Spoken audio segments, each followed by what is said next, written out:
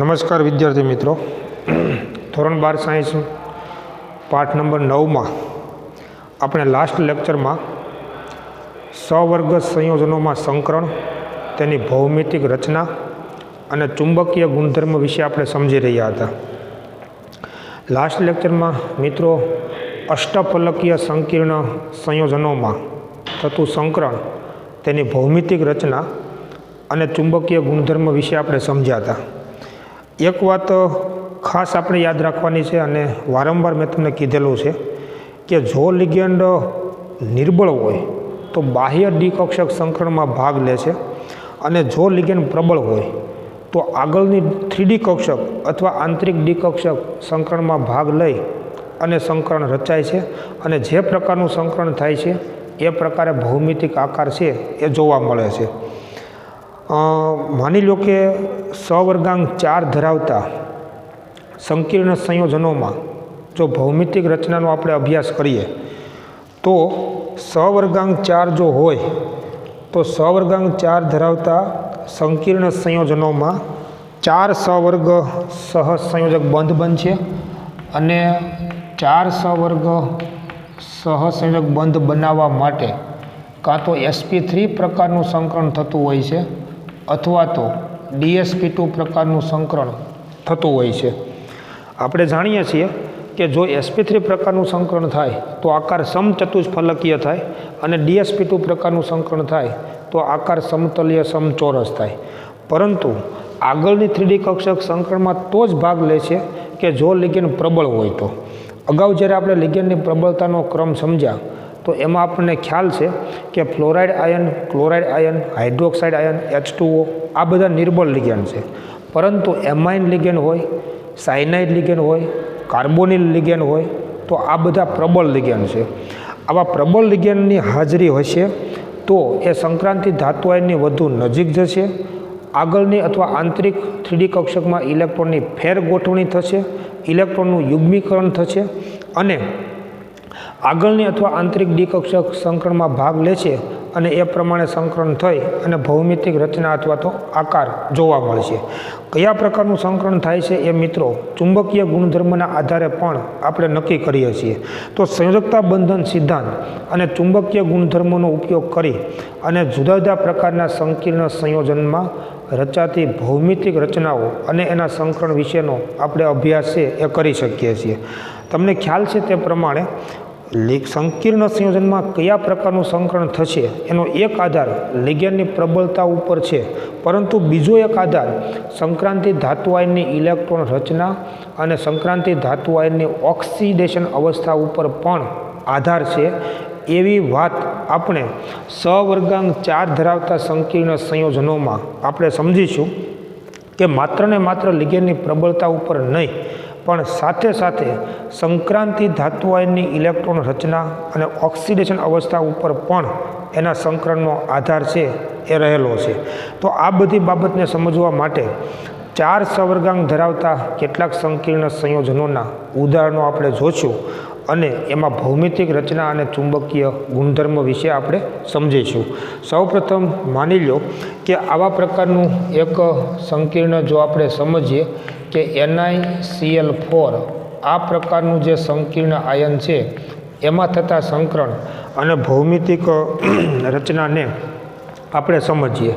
માની લો કે આમાં તમે જુઓ તો નિકલ એ સંક્રાંતિ ધાતુ આયન છે, ક્લોરાઇડ લિગેન્ડ છે, ઋણ એક દંતીય લિગેન્ડ છે એનો વીજભાર -4, નિકલની ઓક્સિડેશન અવસ્થા +2 જોવા મળશે. જો તમે આનું IUPAC નામ આપો તો ટેટ્રાક્લોરાઇડો નિકલેટ 2 આયન, આવું તેનું IUPAC નામ છે એ આપી શકાય. હવે આ સંકીર્ણ સંયોજનમાં તમે જુઓ તો ઋણ એક દંતીય લિગેન્ડ છે, લિગેન્ડની સંખ્યા 4 છે, એનો મતલબ 4 સવર્ગ સહસંયોજક બંધ છે એ બનશે. પરંતુ આ લિગેન્ડ નિર્બળ છે, અને લિગેન્ડ નિર્બળ હોવાથી આંતરિક ડિકક્ષકમાં ઇલેક્ટ્રોનનું યુગ્મીકરણ થશે નહીં, ઇલેક્ટ્રોનની ફેર ગોઠવણી થશે નહીં, અને એટલા માટે sp3 સંકરણ થઈ અને સમચતુષ્ફલકીય ભૌમિતિક રચના છે એ જોવા મળે છે. તો આમાં નિકલ જે સંક્રાંતિ ધાતુ આયન છે એનો પરમાણુ ક્રમાંક 28 છે.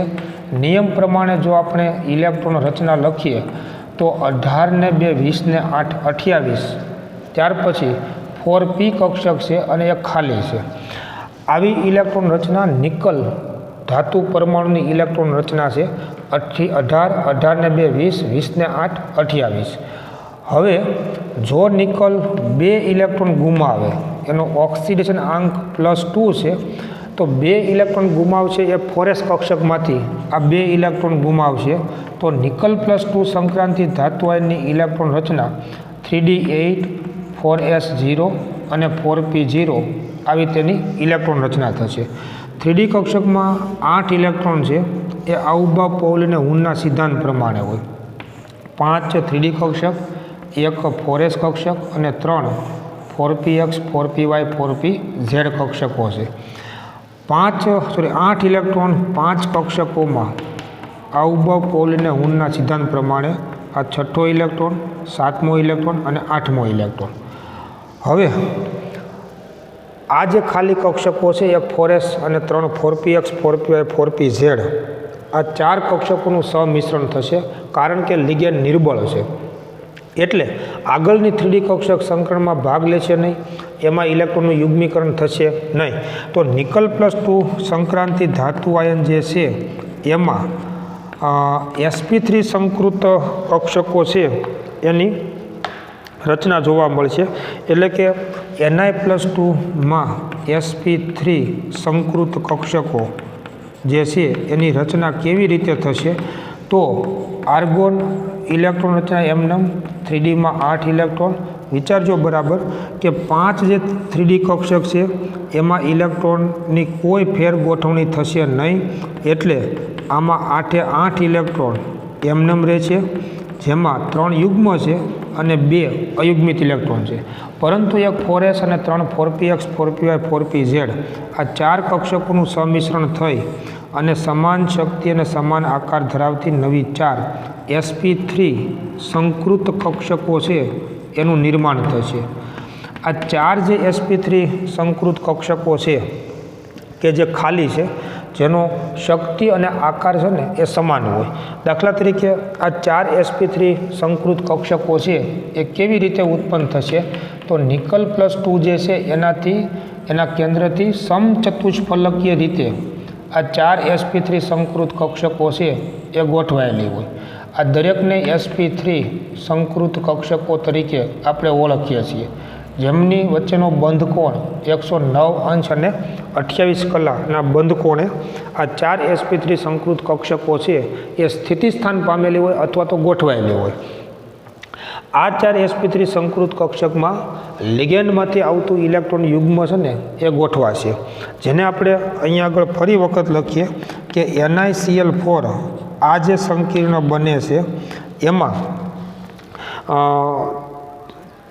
4 લિગેન્ડ જોડાય છે અને એ 4 લિગેન્ડ જે છે એ આ 4 sp3 સંકૃત કક્ષકો છે ને એમાં 4 લિગેન્ડના ઇલેક્ટ્રોન યુગ્મો છે એ ગોઠવા છે, જે આપણે સંકરણના સિદ્ધાંતના આધારે સમજીએ છીએ તે પ્રમાણે.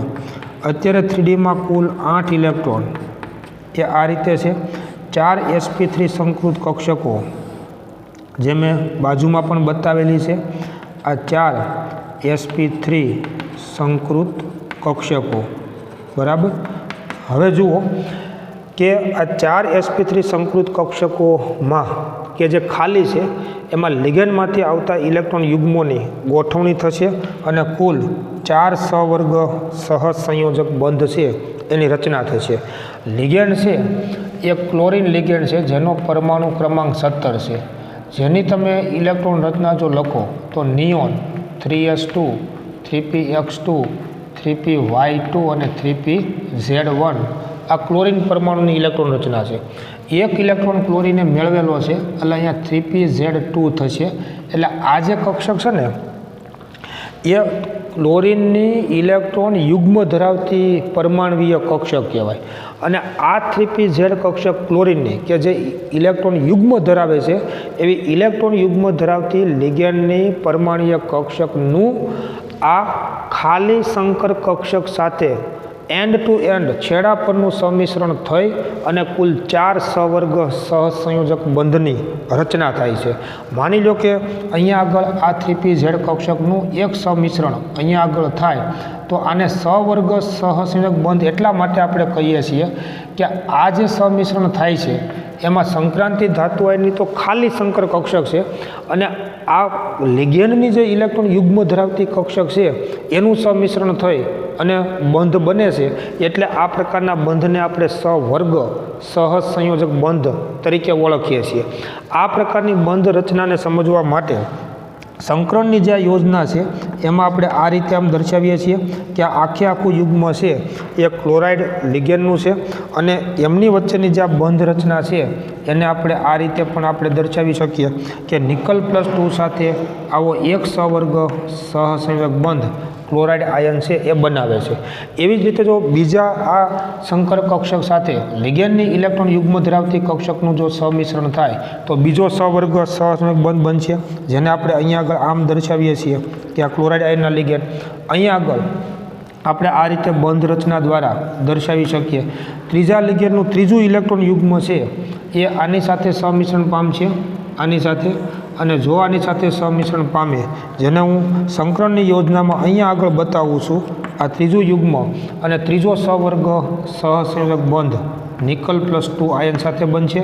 ચોથા લિગેન્ડની ઇલેક્ટ્રોન યુગ્મ ધરાવતી કક્ષકનું સંમિશ્રણ થવાથી ચોથો બંધ બનશે, જેને આપણે અહીંયા આગળ બતાવીએ છીએ, અને આ પ્રમાણે ચોથો સહવર્ગ સહસંયોજક બંધ છે એ બને છે.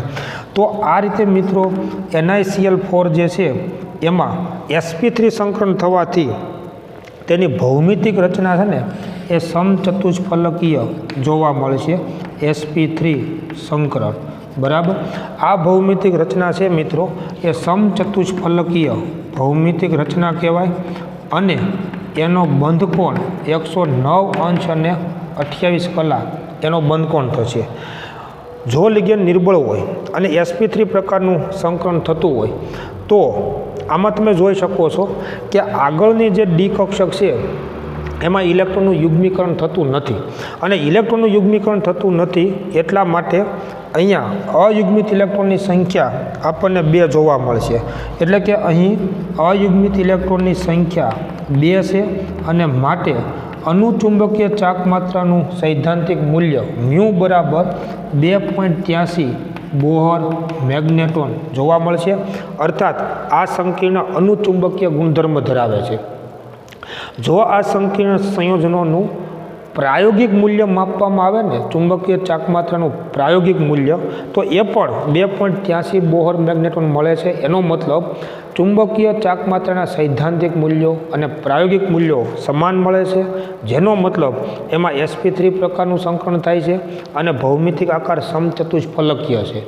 માની લો કે જો આમાં આગળની ડી કક્ષક સંકરણમાં ભાગ લેતી હોય તો આ ઇલેક્ટ્રોનનું સંક્રમણ આમાં થાય અને તો 3Dમાં બધા ઇલેક્ટ્રોન યુગ્મિત થઈ જાય, અને જો 3Dમાં બધા ઇલેક્ટ્રોન યુગ્મિત થઈ જાય તો સંકીર્ણ પ્રતિચુંબકીય થઈ જાય, μ બરાબર 0 બની જાય, પણ એ એના પ્રાયોગિક મૂલ્ય સાથે સુસંગત નથી.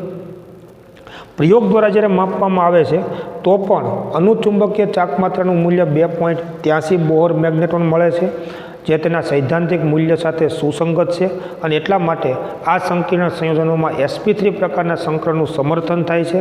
ભૌમિતિક આકાર સમચતુષ્ફલકીય અને બંધકોણ 109 અંશ અને 28 કલાક જોવા મળે છે.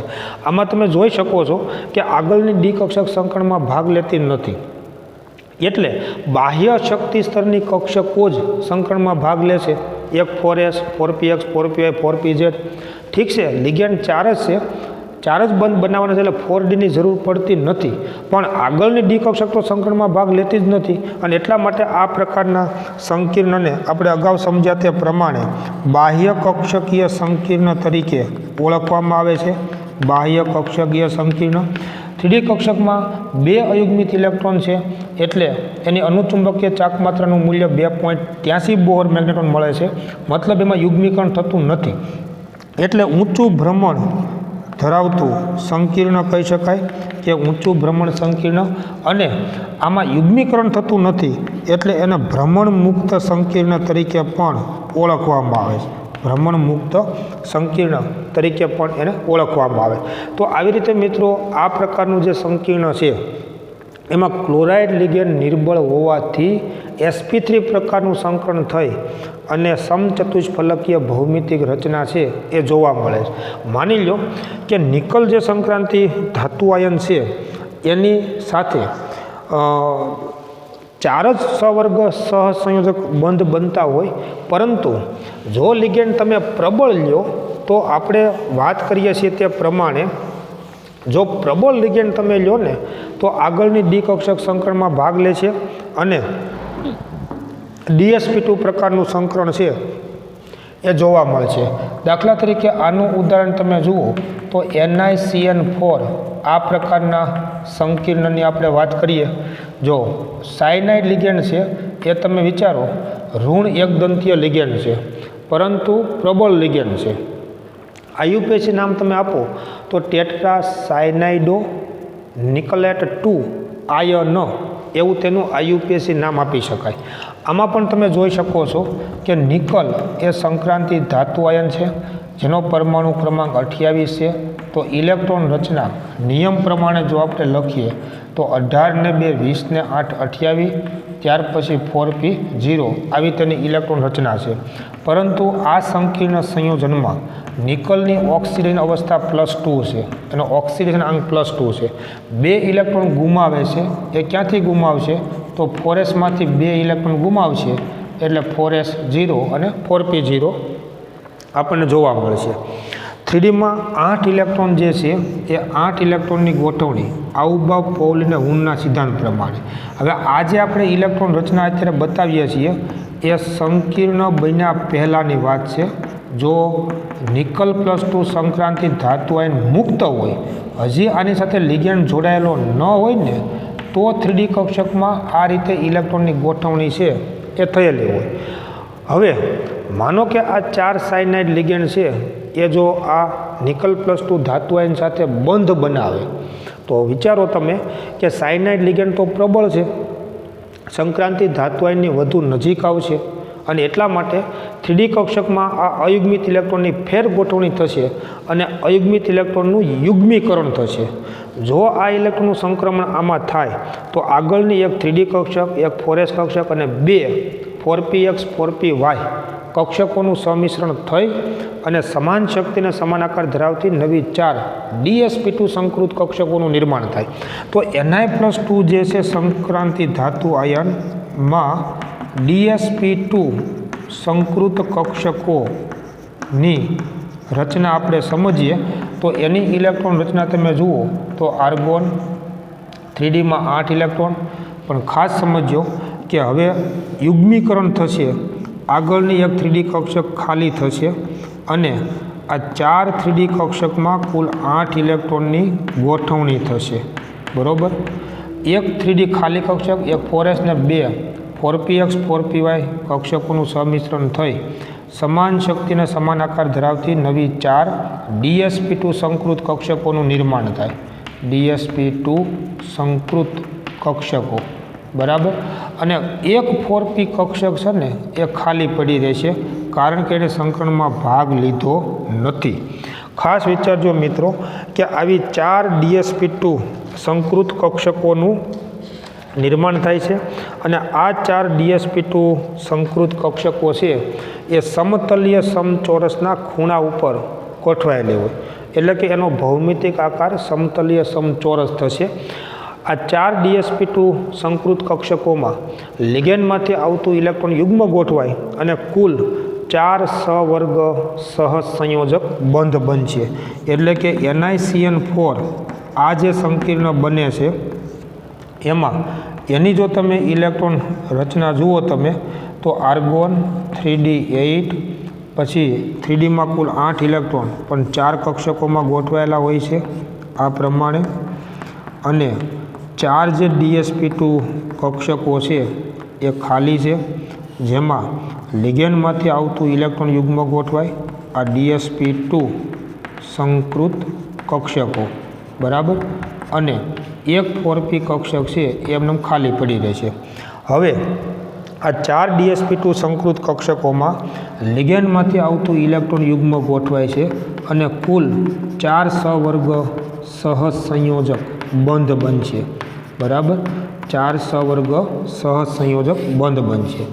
આ જે સંકરણ થયું મિત્રો એ dsp2 પ્રકારનું સંકરણ જોવા મળે છે, જેની ભૌમિતિક રચના મેં તમને કીધું તે પ્રમાણે સમતલીય સમચોરસ ભૌમિતિક રચના છે એ જોવા મળે છે।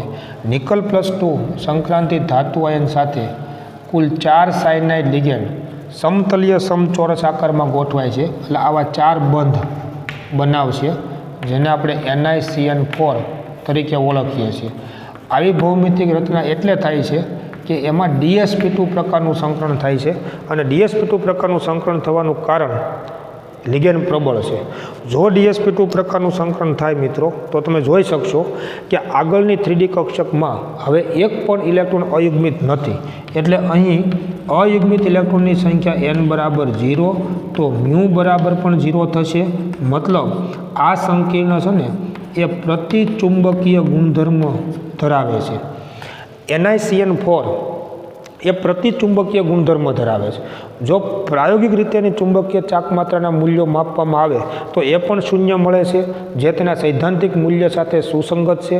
અર્થાત આ સંકીર્ણ સંયોજનમાં sp3 પ્રકારના સંકરણને નહીં પણ dsp2 પ્રકારના સંકરણને સમર્થન મળે છે।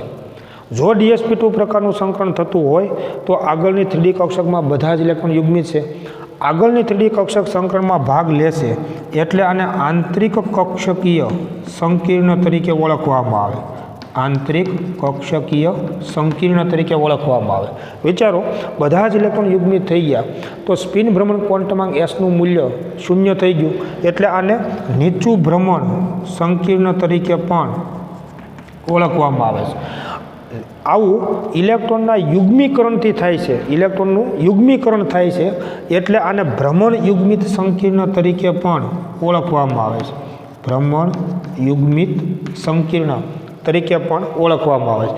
તો મિત્રો, કોઈ પણ આવું સંકીર્ણ સંયોજન હોય કે જેનો સહવર્ગાંક 4 હોય તો ખાસ યાદ રાખવાનું કે સહવર્ગાંક 4 ધરાવતા સંકીર્ણ સંયોજનમાં જો નિર્બળ લિગેન્ડ હશે તો sp3 પ્રકારનું સંકરણ થાય અને ભૌમિતિક રચના સમચતુષ્ફલકીય થાય। જો પ્રબળ લિગેન્ડ હશે તો dsp2 પ્રકારનું સંકરણ થાય અને એનો ભૌમિતિક આકાર સમચતુષ્ફલકીય છે એ સમતલીય સમચોરસ છે જોવા મળે છે। હવે તમે યાદ કરો કે મેં તમને એવું સમજાવ્યું છે કે કયા પ્રકારનું સંકરણ થાય અને કેવી ભૌમિતિક રચના ઉદ્ભવે એનો એક આધાર લિગેન્ડની પ્રબળતા ઉપર તો છે જ, પરંતુ એક આધાર સંક્રાંતિ ધાતુની ઇલેક્ટ્રોન રચના અને તેની ઓક્સિડેશન અવસ્થા ઉપર પણ છે। આ વાતને સમજવા માટે આપણે એક આવા પ્રકારનું ઉદાહરણ લઈએ કે માની લો કે NiCO4 આ પ્રકારનું સંકીર્ણ છે, NiCO4 આ પ્રકારનું સંકીર્ણ છે। વિચારજો બરાબર, જો NiCO4 એમાં નિકલ એ સંક્રાંતિ ધાતુ છે, કાર્બોનિલ લિગેન્ડ છે, અને યાદ કરો કે આ તટસ્થ એકદંતીય લિગેન્ડ છે, પણ કાર્બોનિલ લિગેન્ડ પ્રબળ લિગેન્ડ છે। વિચારજો બરાબર, કાર્બોનિલ લિગેન્ડ છે એ પ્રબળ લિગેન્ડ છે, અને મેં તમને કીધું તે પ્રમાણે કે જો આવો પ્રબળ લિગેન્ડ હોય, આમાંય સહવર્ગાંક તો 4 જ છે, પણ જો પ્રબળ લિગેન્ડ હોય તો આગળની ડી કક્ષક સંકરણમાં ભાગ લેશે, dsp2 સંકરણ થવું જોઈએ।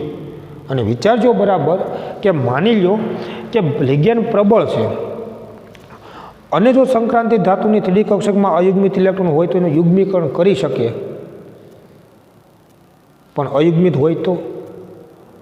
બીજી વાત કે અત્યાર સુધીના કોઈ પણ આપણે ઉદાહરણ જોયા એમાં તમે યાદ કરો કે 4s કક્ષક તો ઓલરેડી ખાલી હતી।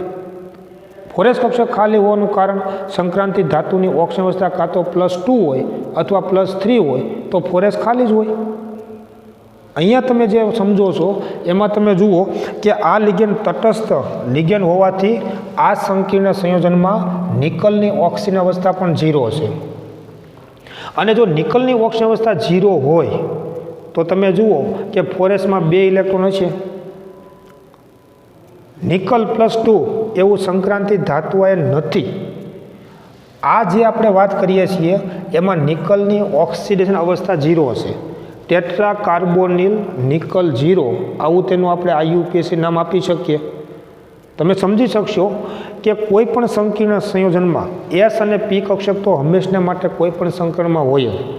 અત્યારે આપણે જેની વાત કરીએ છીએ એમાં ખરેખર ઓલરેડી 4s કક્ષકમાં પણ 2 ઇલેક્ટ્રોન છે. તમે જોઈ શકો છો 4s કક્ષકમાં પણ 2 ઇલેક્ટ્રોનની હાજરી છે.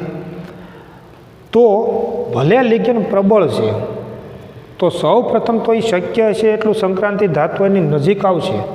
આ બધા જ પરમાણ્વીય કક્ષકોની શક્તિ લગભગ સમાન છે. એટલે લિગેન્ડ પ્રબળ હોવાથી સૌ પ્રથમ તો એને 4s કક્ષક ખાલી કરવી પડશે. કેમ કે આ સંકીર્ણ સંયોજનમાં નિકલની ઓક્સિજન અવસ્થા 0 છે. એટલે ઓલરેડી 4s કક્ષકમાં 2 ઇલેક્ટ્રોન તો હોય જ. અત્યાર સુધી તમે જુઓ કે લિગેન્ડ પ્રબળ હોય કે નિર્બળ હોય એની 4s કક્ષક તો ખાલી જ હતી. તો આવા સંજોગોમાં તમે જુઓ કે અહીંયા આગળ 4s કક્ષકના જ 2 ઇલેક્ટ્રોન છે એ પણ ખાલી નથી. તો સૌ પ્રથમ તો લિગેન્ડ પ્રબળ છે એટલે આ 4sના ઇલેક્ટ્રોન છે ને એ દૂર થશે, મતલબ 4s કક્ષક ખાલી થશે અને 4sના આ બંને ઇલેક્ટ્રોન છે એ 3Dમાં સંક્રમિત પામે. જો 4sના 2 ઇલેક્ટ્રોન 3Dમાં સંક્રમણ પામે તો લિગેન્ડ પ્રબળ હોવા છતાં તમે જુઓ કે 3Dમાં 10 ઇલેક્ટ્રોન થઈ જાય. ખાસ વિચારજો બરાબર. લિગેન્ડ પ્રબળ છે એટલે ઇલેક્ટ્રોનની ફેર ગોઠવણી થશે, પણ 4sના 2 ઇલેક્ટ્રોનનું સંક્રમણ ક્યાં થશે તો કે 3Dમાં. અને જો 4sના 2 ઇલેક્ટ્રોનનું સંક્રમણ 3Dમાં થાય તો 3Dમાં 10 ઇલેક્ટ્રોન થઈ જાય અને 10 ઇલેક્ટ્રોન થઈ જાય તો હવે આમાં એક પણ અયુગ્મિત રહેશે નહીં. આવું થવાનું કારણ કે નિકલની ઓક્સિજન અવસ્થા 0 છે. લિગેન્ડ પ્રબળ છે એટલા શક્ય બન્યું છે. અને 4sના 2 ઇલેક્ટ્રોન આંતરિક 3D કક્ષકમાં સંક્રમણ પામશે અને 3Dમાં 10 ઇલેક્ટ્રોન થશે અને ત્યાર પછી એક 4s 3 4px 4py 4pz આ 4 કક્ષકોનું સંમિશ્રણ થઈ અને નવી 4 sp3 સંકૃત કક્ષકો છે એ ઉત્પન્ન થશે. વિચારો બરાબર કે આ નવી 4 sp3 સંકૃત કક્ષકો છે એમાં લિગેન્ડમાંથી આવતા ઇલેક્ટ્રોન યુગ્મ ગોઠવાય અને NiCO4 આ પ્રકારનું સંકીર્ણ છે એ બનશે. NiCO4 આ પ્રકારનું સંકીર્ણ બનશે. આ 4 લિગેન્ડ કાર્બોનિલ લિગેન્ડ જે છે તટસ્થ એકદંતીય લિગેન્ડ છે એમાંથી આ 4 ઇલેક્ટ્રોન યુગ્મનું પ્રદાન થાય અને કુલ 4 સહવર્ગ સહસંયોજક બંધ બનશે અને sp3 સંકરણ થશે. અહીંયા તમે ખાસ વિચારજો મિત્રો કે કાર્બન મોનોક્સાઇડ પ્રબળ લિગેન્ડ હોવા છતાં સંકરણ કયું થયું sp3. કારણ કે ઇલેક્ટ્રોન રચના અને સંક્રાંતિ ધાતુના ઓક્સિડેશન આંક ઉપર આધાર છે. આ સંકીર્ણમાં નિકલનો ઓક્સિડેશન આંક 0 છે એટલે 4s કક્ષકમાં 2 ઇલેક્ટ્રોન ઓલરેડી સમાયેલા હતા અને એટલે જ એનું સંક્રમણ 3Dમાં થવાથી 3Dમાં 10 ઇલેક્ટ્રોન થઈ ગયા. હવે 3D કક્ષક ઇલેક્ટ્રોન યુગ્મ સ્વીકારવા માટે ખાલી નથી અને એટલે લિગેન્ડ પ્રબળ હોવા છતાં sp3 પ્રકારનું સંકરણ થાય અને જો sp3 પ્રકારનું સંકરણ થતું હોય તો એનો આકાર હંમેશા સમચતુષ્ફલકીય આકાર છે એ જોવા મળશે. નિકલ ટેટ્રા કાર્બોનિલ નિકલ આ પ્રકારનું જે સંકીર્ણ છે એમાં લિગેન્ડ પ્રબળ હોવા છતાં એની ભૌમિતિક સંરચના છે મિત્રો એ સમચતુષ્ફલકીય જોવા મળશે. કારણ કે એમાં sp3 પ્રકારનું સંકરણ છે ને એ થાય છે. જો sp3 પ્રકારનું સંકરણ થાય તો તમે જુઓ કે 3D કક્ષકમાં બધા જ ઇલેક્ટ્રોન યુગ્મિત છે તો અયુગ્મિત ઇલેક્ટ્રોનની સંખ્યા 0 અને જો અયુગ્મિત ઇલેક્ટ્રોનની સંખ્યા 0 હોય તો અનુચુંબકીય ચાકમાત્રાનું મૂલ્ય પણ 0 થશે, અર્થાત પ્રતિચુંબકીય ગુણધર્મ ધરાવે છે. ટેટ્રા કાર્બોનિલ નિકલ આ જે સંકીર્ણ સંયોજન છે એ પ્રતિચુંબકીય ગુણધર્મ છે એ ધરાવે છે. પ્રાયોગિક રીતે એની ચુંબકીય ચાકમાત્રાનું મૂલ્ય જો માપવામાં આવે તો પણ શૂન્ય મળે છે. મતલબ એ sp3 પ્રકારના સંકરણને સમર્થન આપે છે અને અનુચુંબકીય ચાકમાત્રાનું મૂલ્ય શૂન્ય થાય છે. ભૌમિતિક આકાર સમચતુષ્ફલકીય જોવા મળે છે. મહત્ત્વની વાત હવે એ છે કે લિગેન્ડ પ્રબળ હોવા છતાં આગળની ડી કક્ષક આંતરિક ડી કક્ષક સંકરણમાં ભાગ લઈ શકી નથી અને એટલા માટે આને બાહ્ય કક્ષકીય સંકીર્ણ અથવા ઊંચું ભ્રમણ સંકીર્ણ કે ભ્રમણ મુક્ત સંકીર્ણ તરીકે પણ એને ઓળખવામાં આવે છે. લિગેન્ડ પ્રબળ હોવા છતાં આગળની 3D કક્ષક સંકરણમાં ભાગ લઈ શકી નથી અને એટલા માટે તેને બાહ્ય કક્ષીય સંકીર્ણ કે ઊંચું ભ્રમણ સંકીર્ણ કે ભ્રમણ મુક્ત સંકીર્ણ તરીકે પણ એને ઓળખવામાં આવે છે. આવા પ્રકારના જે ઉદાહરણો છે એમાં મિત્રો ખાસ જોવાનું કે તમે કોઈ લિગેન્ડની પ્રબળતાના આધારે ખાસ કરીને એનું કયું સંકરણ થાય છે માત્ર નક્કી નહીં કરી શકો. લિગેન્ડ પ્રબળ હોય તો DsP2 સંકરણ, લિગેન્ડ નિર્બળ હોય તો sp3 સંકરણ થાય એ બરાબર છે, પણ ક્યારે? જો ધાતુઓની ઓક્સિજન અવસ્થા +2 કે +3 હોય તો. પણ જો સંક્રાંતિ ધાતુઓની ઓક્સિજન અવસ્થા 0 હોય તો એવા સંજોગોમાં એના સંકરણનો આધાર ઇલેક્ટ્રોન રચના અને ઓક્સિડેશન આંક ઉપર રહેલો હોય છે. અને આ કિસ્સામાં તમે જોઈ શકો છો કે લિગેન્ડ પ્રબળ હોવા છતાં DsP2 પ્રકારનું સંકરણ થઈ શકતું નથી. sp3 પ્રકારનું સંકરણ થઈ અને સમચતુષ્ફલકીય ભૌમિતિક રચના છે એ જોવા મળે છે. આવી જ રીતે માની લો કે એક ઉદાહરણ આપણે જોઈએ કે આયર્ન એ સંક્રાંતિ ધાતુ આયન હોય અને કાર્બન મોનોક્સાઇડ એમાં જો લિગેન્ડ તરીકે જોડાય તો એના એક ઉદાહરણને આપણે ધ્યાનમાં લઈએ કે FeCO5 આ પ્રકારના ઉદાહરણને આપણે ધ્યાનમાં લઈએ. FeCO5 આ પણ તમે જુઓ કે તટસ્થ સંકીર્ણ છે. કાર્બન મોનોક્સાઇડ જે છે એ તટસ્થ એકદંતીય લિગેન્ડ છે, તો Feની ઓક્સિજન અવસ્થા પણ 0 થશે. Fe એ સંક્રાંતિ ધાતુ છે અને એની ઓક્સિજન અવસ્થા 0 છે, લિગેન્ડ પ્રબળ છે અને ખાસ જુઓ તટસ્થ એકદંતીય લિગેન્ડ છે. મેં તમને કીધું તે પ્રમાણે અહીંયા આગળ 5 સહવર્ગ સહસંયોજક બંધ બનશે તો એનો સહવર્ગાંક 5 કહેવાય. અને જો 5 સહવર્ગાંક હોય તો કાં sp3d પ્રકારનું સંકરણ થાય અથવા તો dsp3 પ્રકારનું સંકરણ છે એ થશે. વાત આમાં એવી છે કે જો લિગેન્ડ નિર્બળ હોય તો sp3d પ્રકારનું સંકરણ થાય અને લિગેન્ડ પ્રબળ હોય તો dsp3 પ્રકારનું સંકરણ થાય. પણ ક્યારે? કે એમાં S કક્ષક ખાલી હોવી જોઈએ. અને S કક્ષક ખાલી હોવા માટે સંક્રાંતિ ધાતુઓની ઓક્સિજન અવસ્થા કાં તો +2 +3 વગેરે હોઈ શકે, પરંતુ અહીંયા તમે જુઓ કે Feની પણ ઓક્સિજન અવસ્થા 0 છે. તો Feનો પરમાણુ ક્રમાંક 26 છે. ઇલેક્ટ્રોન રચના આપણે નિયમ પ્રમાણે લખીએ તો 18, 18 ને 2 20, 20 ને 6 26 અને ત્યાર પછી 4p0 આવી ઇલેક્ટ્રોન રચના છે એ થશે. ઓક્સિજન અવસ્થા 0 છે એટલે 3Dમાં કુલ 6 ઇલેક્ટ્રોન છે, બરાબર. 5 પ્રકારની 3D કક્ષક, એક 4s કક્ષક અને 3 4px 4py કક્ષક. 3Dમાં 6 ઇલેક્ટ્રોનની ગોઠવણી આઉબાઉ પૌલી અને હુનના સિદ્ધાંત પ્રમાણે. 4sમાં 2 ઇલેક્ટ્રોન છે. અહીંયા તમે વિચારો કે Feની ઓક્સિજન અવસ્થા 0 છે તો 4sના 2 ઇલેક્ટ્રોન તો ઓલરેડી છે, પણ લિગેન્ડ પ્રબળ છે. લિગેન્ડ પ્રબળ છે એટલે આ ઇલેક્ટ્રોનનું સંક્રમણ આમાં થશે, શક્ય એટલું યુગ્મીકરણ થવાનું ટૂંકમાં. તો 4sના 2 ઇલેક્ટ્રોનનું સંક્રમણ જો 3Dમાં થાય તો 3Dમાં 8 ઇલેક્ટ્રોન થાય. 8 ઇલેક્ટ્રોનની ગોઠવણી 4 કક્ષકોમાં થઈ શકે યુગ્મિત સ્વરૂપે, તો પણ એક 3D કક્ષક ખાલી રહેશે. ખાસ વિચારજો, બરાબર.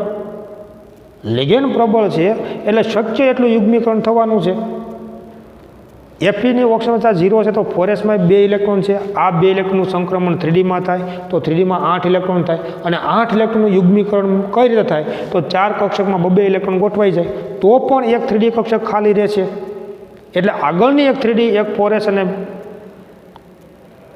3 4px 4py 4pz આ 5 કક્ષકોનું સંમિશ્રણ થઈ અને સમાન શક્તિ અને સમાન આકાર ધરાવતી નવી 5 dsp3 પ્રકારની સંકૃત કક્ષકો ઉત્પન્ન થાય. એટલે FeCO5 જે છે અથવા તો Feમાં dsp3 સંકૃત કક્ષકો છે એની જો આપણે રચના સમજીએ તો આર્ગોન 3Dમાં કેટલા ઇલેક્ટ્રોન થશે? 8. અને આ 8 ઇલેક્ટ્રોન પ્રબળ લિગેન્ડ હોવાથી 4 કક્ષકોમાં ગોઠવણી પામશે, 4 કક્ષકોમાં, અને એક 3D, એક 4s અને 3 4px 4py 4pz આવી 5 કક્ષકોનું સમિશ્રણ થશે. બરાબર, જે દરેકને આપણે DsP3 સંકૃત કક્ષકો તરીકે આપણે ઓળખીએ છીએ. આવી 5 સંકૃત કક્ષકો જે ઉત્પન્ન થાય એનો આકાર ચોરસ પિરામિડલ હોય. આ 5 DsP3 સંકૃત કક્ષકો કે જે ખાલી છે એમાં લિગેન્ડમાંથી આવતું ઇલેક્ટ્રોન યુગ્મ ગોઠવાય અને કુલ 5 સવર્ગ સહસંયોજક બંધ છે ને એ બનશે. તો FeCO5 જે છે એમાં તમે બંધ નિર્માણ જો સમજો તો 3Dમાં 8 ઇલેક્ટ્રોન અને 8 ઇલેક્ટ્રોનની ગોઠવણી છે એ આ 4 કક્ષકોમાં થશે. બરાબર, અને આ 5 જે DsP3 પ્રકારની સંકૃત કક્ષકો છે, DsP3 સંકૃત કક્ષકો, આ 5 DsP3 સંકૃત કક્ષકોમાં લિગેન્ડમાંથી આવતું ઇલેક્ટ્રોન યુગ્મ ગોઠવાય. એટલે પહેલો બંધ બનશે, બીજો બંધ બને, ત્રીજો બંધ બનશે, ચોથો બંધ બનશે અને આ 5મો બંધ બનશે. બરાબર, એટલે આમાં DsP3 પ્રકારનું સંકરણ કહેવાય. જોઈ શકો છો કે જો DsP3 પ્રકારનું સંકરણ થતું હોય, આવું DsP3 પ્રકારનું સંકરણ થતું હોય તો અહીંયા આગળ 3D કક્ષકમાં બધા જ ઇલેક્ટ્રોન યુગ્મિત છે. તો n બરાબર 0 અને તો મ્યુ બરાબર પણ 0 બોહર મેગ્નેટ્રોન થાય. અર્થાત આ પ્રકારનું સંકીર્ણ પણ પ્રતિચુંબકીય ગુણધર્મ ધરાવે છે, જે તેના પ્રાયોગિક મૂલ્યો સાથે સુસંગત છે. અને DsP3 પ્રકારનું સંકરણ થઈ આકાર ચોરસ પિરામિડલ થશે. 5 DsP3 પ્રકારની સંકૃત કક્ષકો એનો આકાર જો હું અહીં આગળ બતાવું તો મધ્યસ્થ પરમાણુ આયર્ન અથવા Fe છે. 4 બંધ સમતલીય સમચોરસના ખૂણા ઉપર બનશે. બરાબર, આવા 4 બંધ જે છે એ સમતલીય સમચોરસના ખૂણા ઉપર બનશે આ પ્રમાણે. 5મો બંધ જે છે એ આ સમતલને લંબ રૂપે હોય. એટલે આનો જે ભૌમિતિક આકાર થયો મિત્રો એ ચોરસ પિરામિડલ ભૌમિતિક આકાર છે એ કહી શકાય. અને પ્રતિચુંબકીય સંકીર્ણ છે એની રચના થાય છે. જોઈ શકો છો તમે કે લિગેન્ડ પ્રબળ છે, ઇલેક્ટ્રોન રચના એવા પ્રકારની હતી. અને એ વિચારો તમે કે આમાંય ભલે Feની ઓક્સિજન અવસ્થા 0 છે, છતાં ઇલેક્ટ્રોન રચના એવા પ્રકારની છે કે જેથી કરીને આગળની ડી કક્ષક સંકરણમાં ભાગ લઈ શકે છે.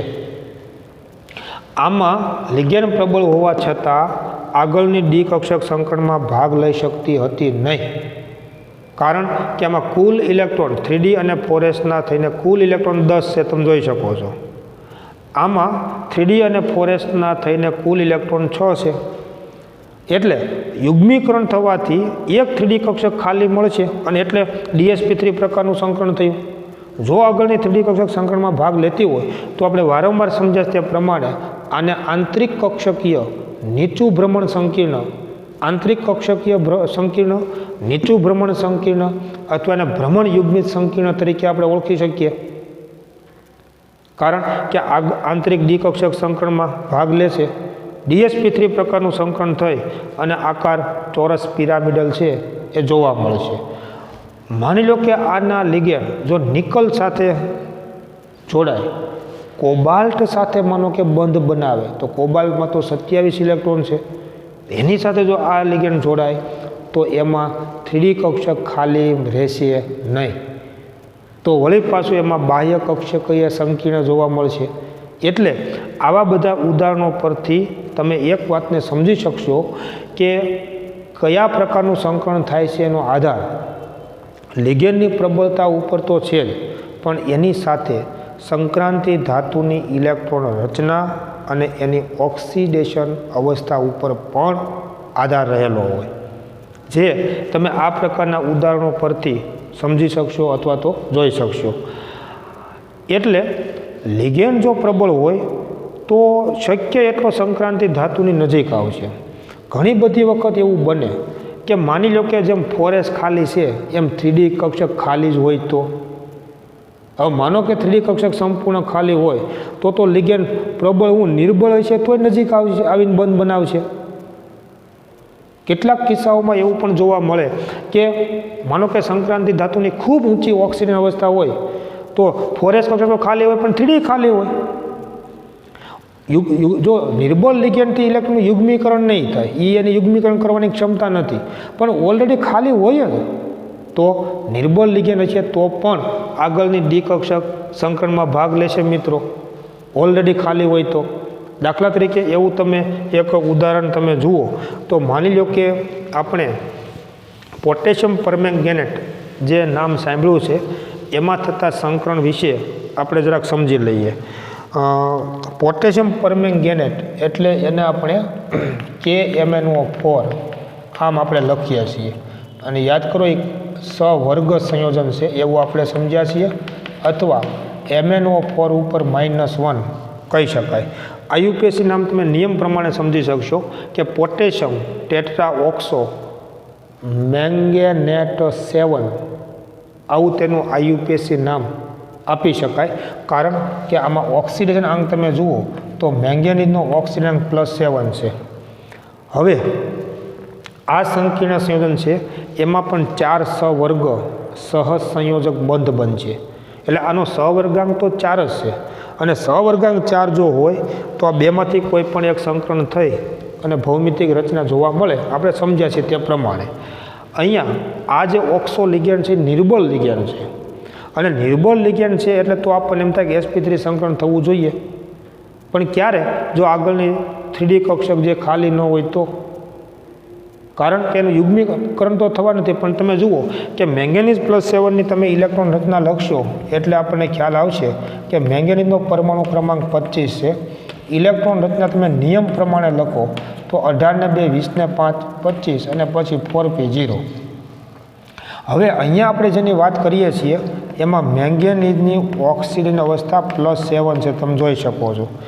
કેટલી ઊંચી ઓક્સિજન અવસ્થા છે આ સંયોજનમાં? તો કે +7, 7 ઇલેક્ટ્રોન ગુમાવે છે. તો 7 ઇલેક્ટ્રોન ગુમાવે છે તો કેવી રીતે? તો 2 4sમાંથી ને 5 3Dમાંથી. તો તમે જુઓ કે આમાં તો સંપૂર્ણ 3D 0 અને 4s 0 અને 4p પણ 0 જ હતું. Mn+7 જે છે એની ઇલેક્ટ્રોન રચના તમે જુઓ તો 5 3D કક્ષક એ પણ સંપૂર્ણ ખાલી, આ 5 3D કક્ષક સંપૂર્ણ ખાલી, એક 4s કક્ષક સંપૂર્ણ ખાલી અને 4p કક્ષક 3 છે એ સંપૂર્ણ ખાલી. તો આવા સંજોગોમાં માની લો કે લિગેન્ડ નિર્બળ હોય તો શું થયું? શક્ય તેટલું નજીક આવશે. એટલે એક 4s કક્ષક કુલ 4 કક્ષકોની જરૂર પડે તો એક આ અને આ 4નું સંમિશ્રણ થાય તો sp3 સંકરણ થાય, પરંતુ 4sની આગળની કક્ષકો સંપૂર્ણ ખાલી છે તો આ એક 4s અને આગળની 3 3D કક્ષકોનું સંમિશ્રણ થઈ અને મિત્રો D3s પ્રકારનું સંકરણ થાય. જ્યારે પોટેશિયમ પરમેંગેનેટ જ્યારે બને છે ત્યારે આ પ્રકારનું Mn+7 જે છે મિત્રો એમાં D3s સંકૃત કક્ષકો છે ને એનું નિર્માણ થાય છે અને D3s કક્ષકોનું નિર્માણ થવા માટે 3 3D કક્ષક એટલે 2 વચ્ચે પછી જે ખાલી છે અને 3 3D કક્ષક અને એક 4s કક્ષક, આ 4 કક્ષકોનું સમિશ્રણ થશે અને D3s સંકૃત કક્ષકોનું નિર્માણ થશે અને 4p કક્ષક 3 છે ને એમને પડી રહે છે. આ પ્રમાણે આવી 4 D3s સંકૃત કક્ષકો છે એમાં લિગેન્ડમાંથી આવતું ઇલેક્ટ્રોન યુગ્મ ગોઠવાશે અને કુલ 4 સવર્ગ સહજ સંયોજક બંધ છે ને એ બને છે. તો હું આમાં બતાવી દઉં કે આ 4 કક્ષકોમાં લિગેન્ડમાંથી આવતું ઇલેક્ટ્રોન યુગ્મ ગોઠવાય છે આ ઓક્સાઇડ આયનમાંથી અને કુલ 4 સવર્ગ સહજ સંયોજક બંધ બને છે. ખાસ પરીક્ષા માટે યાદ રાખવાનું કે KMnO4માં D3s પ્રકારનું સંકરણ હોય છે. D3s પ્રકારનું સંકરણ થઈ અને સમચતુષ્ફલકીય ભૌમિતિક રચના ધરાવે છે. જેમ sp3 સંકરણ થતું હોય તો સમચતુષ્ફલકીય હોય, એમ D3S પ્રકારનું સંકરણ થાય ને મિત્રો, તો પણ આ પ્રકારે સમચતુષ્ફલકીય ભૌમિતિક આકાર છે એ જોવા મળે છે. મહત્ત્વની વાત એ છે કે પોટેશિયમ પરમેંગેનેટ જે છે એમાં D3S પ્રકારનું સંકરણ થાય, ભૌમિતિક આકાર સમચતુષ્ફલકીય થાય, પરંતુ 3D કક્ષક જે છે એમાં અયુગ્મિત ઇલેક્ટ્રોન નથી. તો અહીં n બરાબર 0 હોવાથી મ્યુ બરાબર 0, મતલબ પોટેશિયમ પરમેંગેનેટ એ પ્રતિચુંબકીય ગુણધર્મ ધરાવે છે. આગળની 3D કક્ષક સંકરણમાં ભાગ લેશે એટલે આંતરિક કક્ષકીય સંકીર્ણ, નીચું ભ્રમણ સંકીર્ણ અથવા તો ભ્રમણ યુગ્મિત સંકીર્ણ તરીકે પણ આને આપણે ઓળખી શકીએ. પોટેશિયમ પરમેંગેનેટમાં D3S પ્રકારનું સંકરણ થઈ અને સમચતુષ્ફલકીય ભૌમિતિક રચના જોવા મળશે. 3D કક્ષક સંપૂર્ણ ખાલી છે એટલે અયુગ્મિત નથી, તો પ્રતિચુંબકીય ગુણધર્મ જોવા મળે છે. ખૂબ મહત્ત્વની વાત આપણે પાઠના અંત ભાગમાં પણ સમજીશું કે સંકીર્ણ સંયોજનોનો એક મહત્ત્વનો ગુણધર્મ તેનો રંગ છે. આપણને એવો પ્રશ્ન થશે કે શા માટે જુદા જુદા સંકીર્ણ સંયોજનો એ જુદા જુદા રંગ શું કામ દર્શાવે છે? એ ખૂબ રસપ્રદ અભ્યાસ છે અને કદાચ તમે જો પ્રયોગશાળામાં કોઈ પણ રંગીન દ્રાવણ તમે જુઓ ને મિત્રો, એ હંમેશા સંક્રાંતિ ધાતુ આયનનો હોય છે. સંક્રાંતિ ધાતુ આયનની આ 3D કક્ષકોમાં જે ઇલેક્ટ્રોન છે એ 3D કક્ષકોમાં અયુગ્મિત ઇલેક્ટ્રોનની હાજરીના કારણે એ રંગીન સંયોજનો ધરાવે છે, રંગીન સંયોજનો બનાવવાનો ગુણધર્મ ધરાવે છે. આનો અર્થ એવો થયો કે કોઈ પણ સંકીર્ણ સંયોજન એ રંગીન તો હશે કે જો એની 3D કક્ષકમાં અયુગ્મિત ઇલેક્ટ્રોનની હાજરી હોય. આપણે આગળ ઉપર ભણીશું કે 3D કક્ષકોમાં અયુગ્મિત ઇલેક્ટ્રોનની હાજરી છે એટલું જ નહીં, પણ એ અયુગ્મિત ઇલેક્ટ્રોનની DD સંક્રાંતિ જોવા મળે. નીચી ડી કક્ષકમાંથી ઊંચી ડી કક્ષકમાં ઇલેક્ટ્રોનનું સંક્રમણ થવાથી એ રંગ દર્શાવે છે અને એ ઇલેક્ટ્રોનના સંક્રમણને ઇલેક્ટ્રોનની ડીડી સંક્રાંતિ તરીકે પણ ઓળખવામાં આવે છે. અને આ ઇલેક્ટ્રોનની ડીડી સંક્રાંતિના કારણે જ સંકીર્ણ સંયોજન છે ને એ રંગીન જોવા મળે છે. પણ વિચારો મિત્રો અહીંયા આગળ કે આ ક્યારે ડીડી સંક્રાંતિ થશે? કે જો સંકીર્ણ સંયોજન બન્યા પછી 3D કક્ષકમાં અયુગ્મિત ઇલેક્ટ્રોનની હાજરી હોય તો ડીડી સંક્રાંતિ થાય અને રંગીન સંયોજન બનાવે. પોટેશિયમ પરમેંગેનેટ તમે જુઓ તો પોટેશિયમ પરમેંગેનેટમાં 3D કક્ષકમાં ઇલેક્ટ્રોન જ નથી, છતાં તમે જુઓ કે પોટેશિયમ પરમેંગેનેટ એ ઘેરો જાંબુડિયો રંગ દર્શાવે છે. હેતુલક્ષી માટે ખાસ યાદ રાખવાનું મિત્રો કે પોટેશિયમ પરમેંગેનેટ રંગીન છે એનું કારણ ભલે એમાં અયુગ્મિત નથી, પરંતુ ખાલી ડી કક્ષક પણ છે, મતલબ અયુગ્મિત નથી તો સાથે યુગ્મિત પણ નથી. અને એટલા માટે આ લિગેન્ડના જે ઇલેક્ટ્રોન છે ને એનું સંક્રમણ આમાં થવાથી પોટેશિયમ પરમેંગેનેટમાં ડીડી સંક્રાંતિ જોવા મળે છે અને એના કારણે એ રંગીન જોવા મળે છે. હેતુલક્ષી માટે ખાસ યાદ રાખજો કે પોટેશિયમ પરમેંગેનેટની 3D કક્ષક ખાલી હોવા છતાં એ શા માટે રંગીન જોવા મળે છે? તો નિર્બળ લિગેન્ડના જે આ 4 ઇલેક્ટ્રોન યુગ્મો છે એનું સંક્રમણ થવાથી, એની ડીડી સંક્રાંતિ થવાથી પોટેશિયમ પરમેંગેનેટ છે ને એ રંગીન ગુણધર્મ ધરાવે છે. તો પોટેશિયમ પરમેંગેનેટ જે સંકીર્ણ સંયોજન છે મિત્રો એ પ્રતિચુંબકીય છે, D3S પ્રકારનું સંકરણ થાય છે અને સાથે સાથે નિર્બળ લિગેન્ડના આ ઇલેક્ટ્રોન ડી કક્ષકમાં ડીડી સંક્રાંતિ પામતા હોવાના કારણે એ રંગીન સંયોજન છે અથવા તો એનું આ સંયોજન એ રંગીન ગુણધર્મ છે એ ધરાવે છે.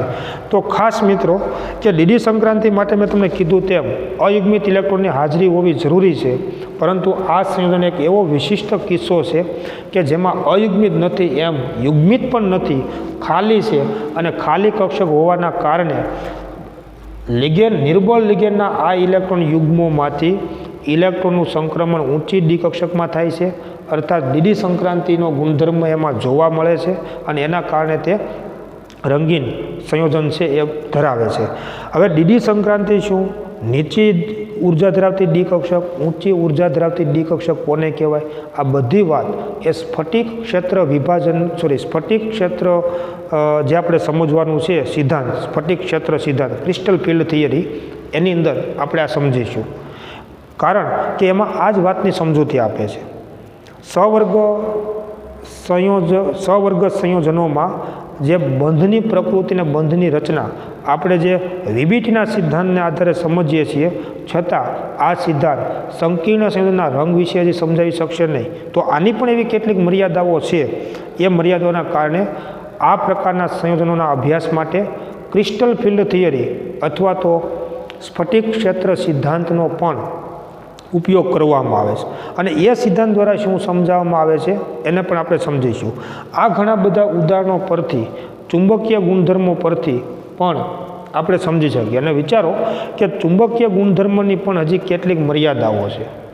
દાખલા તરીકે માની લો કે જો આ 3D કક્ષકમાં 2 યુગ્મ હોત તોય એ પ્રતિચુંબકીય હોત, અને નથી એક પણ ઇલેક્ટ્રોન તોય પ્રતિચુંબકીય છે. બની શકે એવું? આપણે એની ચર્ચા પણ કરીશું કેટલાક ઉદાહરણો સાથે કે ચુંબકીય ગુણધર્મથી સંકરણ અને એની રચનાઓ જાણી શકાય છે. તેમ છતાં એના વિવેચનાત્મક અભ્યાસ ઉપરથી એવું જણાય છે કે કેટલાક કિસ્સાઓમાં ગૂંચવાડો પણ ઊભો કરે છે. જેમ કે આ સંકીર્ણ સંયોજન જે છે એમાં જ તમે ચુંબકીય ગુણધર્મના આધારે એના સંકરણનો ખ્યાલ તમે મેળવી શકો નહીં. કારણ કે 3D કક્ષક ખાલી છે તોય પ્રતિચુંબકીય છે, અને જો 3D કક્ષકમાં 2 યુગ્મો હશે એ તોય પ્રતિચુંબકીય છે. એવું થઈ શકે. એટલે એવું કેટલાક કિસ્સાઓમાં ચુંબકીય ગુણધર્મના આધારે સંકરણનો પ્રકાર અને તેની ભૌમિતિક રચનાઓ એ જાણી શકાતી નથી. એની પણ કેટલીક મર્યાદાઓ છે. ચુંબકીય ગુણધર્મોને આધારે કેવી રીતે સંકરણનો આ પ્રકાર આપણે જાણીએ છીએ એ આ ઘણા બધા ઉદાહરણોમાં પણ તમે જોયું. તેમ છતાં એની પણ કેટલીક મર્યાદાઓ છે. કેવા કિસ્સાઓમાં એ સમજી શકાતું નથી એની પણ થોડીક વાત કરી, અને ત્યારબાદ વિબિટના સિદ્ધાંતની મર્યાદાઓ અને એના માટે થઈને ક્રિસ્ટલ ફિલ્ડ થિયરી છે એનો આપણે અભ્યાસ કરીશું. પરંતુ એની વાત આપણે આવતા નેક્સ્ટ લેક્ચરમાં જોઈશું. Thank you very much.